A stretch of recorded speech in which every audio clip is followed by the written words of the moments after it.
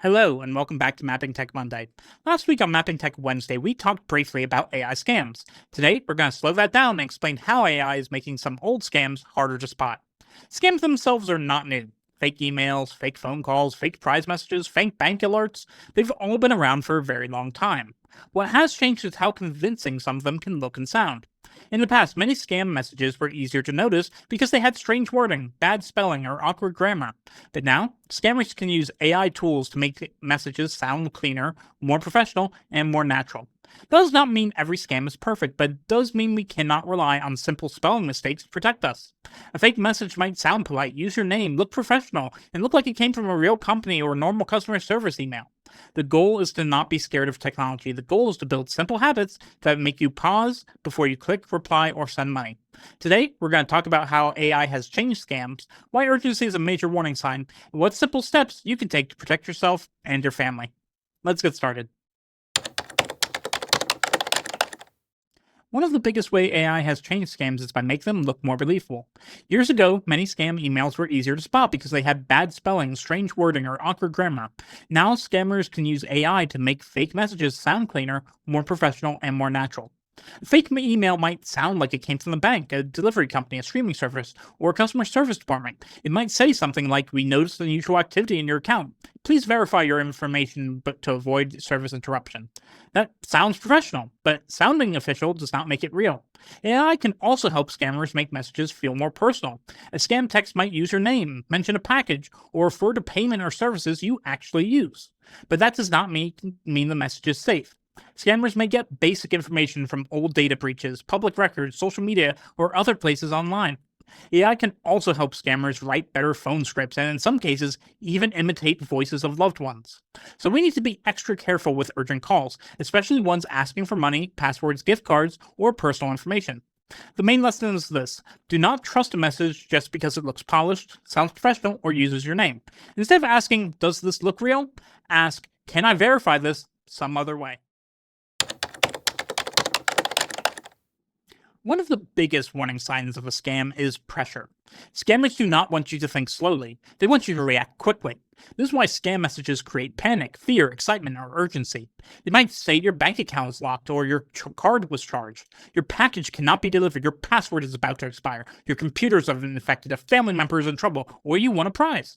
So here's a simple rule: when a message makes you feel rushed, slow down. If a message says your account has a problem, do not click the link. Open the official app or website yourself. If a delivery looks suspicious, check through the company's official website or app. If someone calls claiming to be from your bank, credit card company, or tech support, hang up and call those official numbers yourself. A real company will not mind if you take a few minutes to verify. Scammers punish you for slowing down. Real companies usually do not. Also, watch for emotional pressure. Scams may use fear, excitement, guilt, embarrassment, or authority to make you act without thinking. When you feel that pressure, pause and ask, why do they need me to act on this right this second? Do not use suspicious links or phone numbers, go directly to the source. The pause is the protection. Now, let's talk about one of the scarier parts of AI scams: fake voice scams. Scammers may use AI to copy someone's voice from a video, a voicemail, a social media post, or some other recording. That does not mean you need to fear every phone call, but it does mean you should be careful when a call involves panic, money, secrecy, or an emergency. A common version is the family emergency scam. Someone calls and sounds like a child, a grandchild, a friend, or a relative. They may say they were in an accident, got arrested, lost their phone, or need money right away. Sometimes another person joins the call pretending to be a lawyer, or a police officer, a doctor, or someone in charge. The goal is to make you react emotionally before you have time to think. They may say, "Please do not tell anyone," or "I need the money right now." They may even try to keep you on the phone so you cannot check with someone else. Here's a simple rule: if someone calls with an emergency and asks for money, hang up and call that person back using the number you already know. Do not use the number the caller gave you. Use the number saved in your phone, or call another family member to verify. You can also create a family safe word, but the best protection is still to call back directly. The takeaway is this: a familiar voice is no longer enough by itself. If a call involves money, panic, secrecy, pressure, slow down and verify. Now let's talk about links, buttons, and phone numbers. Many scams are designed to make you click on something. A message might say, "Verify your account." Track your package, update your payment, or reset your password. The button may look official, the link may look close to the real website, the message may even use a company logo, but a fake button can take you to a fake website. The fake site may use your username, password, credit card number, banking information, social security number, or a code sent to your phone. The phone numbers can also be traps. Scam messages may tell you to call customer support, but the number goes directly to the scammer. So here is the safer habit. Do not use the link or phone number inside a suspicious message. Instead, leave a message and go directly to the source. Open the official app by yourself, type the website into your browser. Use the phone number from the back of your card, a bill, a statement, or a trusted contact. If your bank account has a problem, open the banking app. If a streaming platform failed, go to the streaming website yourself. If a package message looks suspicious, check through the delivery company's official app or website. Another helpful tip is to bookmark important websites like your bank, your credit card, email, insurance, or medical portal. That way, when you can use a shortcut that you already trust instead of clicking a random link. The main point is simple. When money, passwords, or personal information are involved, go around the message and contact the company directly. One reason AI scams can feel convincing is that they may include little real information about you. A scammer might know your name, email address, phone number, workplace, family member's name, or something you posted online. That can make people think, how would they know that if this was fake? But scammers do not always need secret information. Some details come from social media, public records, search websites, old data breaches, or information that has been shared or leaked over time. AI can make this worse by taking a few small details and turning them into a message that sounds personal. For example, a scam might use your name and mention a common company like a bank, delivery service, streaming service, or online store. It may not actually know that you used the company recently, it may just guess because many people do, or that you've used it in the past. This is why it helps to be careful about what you share publicly. You do not need to delete your whole online life, but think twice before posting travel dates, personal documents, family details, or anything that could help a scammer build a story. Also, be careful with online quizzes that ask about your first pet, first car, favorite teacher, or street you grew up on. Those answers can be similar to real social security questions. The main takeaway is this. Messages that using your name or mentioning something familiar does not prove that it's safe. If it asks for money, passwords, account codes, personal information, or quick action, slow down and verify another way. Now let's talk about a few simple habits that can protect you from AI scams and regular scams. First, turn on two-factor authentication when you can. This means your account needs more than just a password to sign in, like a code from your phone, email, or an authentication app.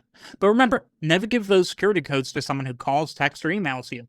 If someone asks for a login code, verification code, or password reset code, treat them as a major warning sign. Next, use strong, different passwords for important accounts like email, banking, credit cards, phone services, and medical accounts. If one password gets stolen, scammers may try to use it on other sites. Also, keep your phone, computer, browser, and important apps updated. Updates may be annoying, but they often fix security problems.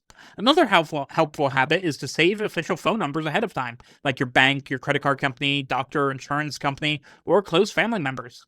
That way, if a suspicious message comes in, you already have a trusted one to use. It can also help to have a family emergency plan. Agree to call each other back directly, use a family safe word, or decide who will be contacted first if something scary happens. Be careful what you share publicly, too. Scammers can use names, birthdays, vacations, jobs, schools, pets, and family details to make fake messages sound more real. And finally, trust your pause. If something feels rushed, strange, confusing, or too good to be true, stop and verify it another way. A lot of scam protection comes down to one simple habit. Do not let someone pressure you to acting before you can think.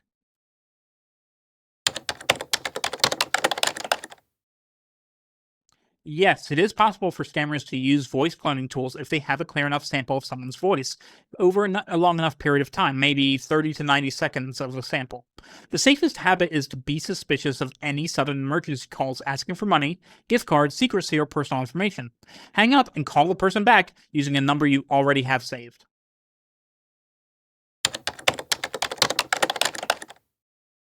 Do not tap the link on the back of the card. Open your banking app directly or call the number on the back of your card. If there is a real problem, it should show up when you contact the bank through a trusted method.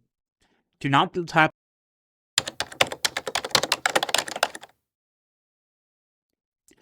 Usually, the bigger danger is clicking links, downloading attachments, replying with personal information, or entering your password on a fake page. Still, if an email looks suspicious, it is best not to interact with it.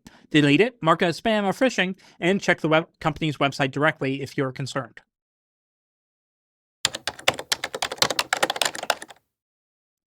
Look for odd mouth movements, strange blinking, unnatural voice timing, weird hands, or a message that is designed to make you buy something, donate, invest, or panic quickly. Also, lighting may be weird. But some fake videos are getting hard to spot, so do not rely solely on your eyes. Search for the same announcement from trusted news sources or from a person's official account before believing it.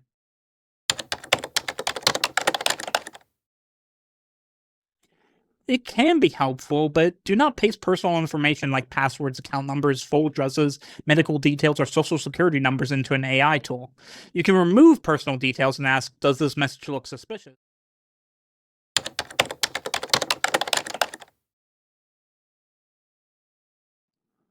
Now, let's say something already happened.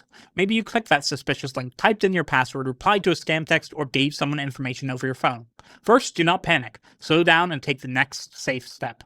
If you clicked on the link but did not type anything, close the page. Do not download anything, do not call any numbers that appear, and restart your browser or device if something looks strange. If you typed your password, go to the real website or official app and change the password right away. If you use that same password anywhere else, change it there too. If you gave out bank information, a credit card number, or payment details, contact your bank or credit card company using the official number on your card or statement. If you gave someone a security code, change your password and check the account as soon as possible, and as much as possible. That code may have helped them sign in or reset your account. If you gave remote access to your computer, disconnect from the internet and get help from someone you trust or a legitimate repair service. Do not keep talking to the person who called you. If money was sent, contact your bank, payment app, or credit card company right away. Acting quickly may help limit the danger. Also, tell someone. Scams are designed to trick people, and keeping it secret may make things worse. The big lesson is this: clicking one bad link does not always mean everything is ruined. But if you entered information, gave a code, sent money, or installed something, act quickly and carefully. To wrap this up, AI scams may look polished, sound professional, and feel convincing, but the protection is still simple. Slow down, do not trust urgency, and avoid suspicious links, never give out codes, and verify messages through official websites, trusted apps, and phone numbers you already know. And when in doubt, ask someone before you act. If this video helped you, please like, comment, and subscribe. If you have questions about AI scams, fake calls, suspicious emails, or anything else you want explained in simple terms, leave a comment and I may cover it in a future video. For more simple tech help, visit us at 123mapwebsites.com. See you next time.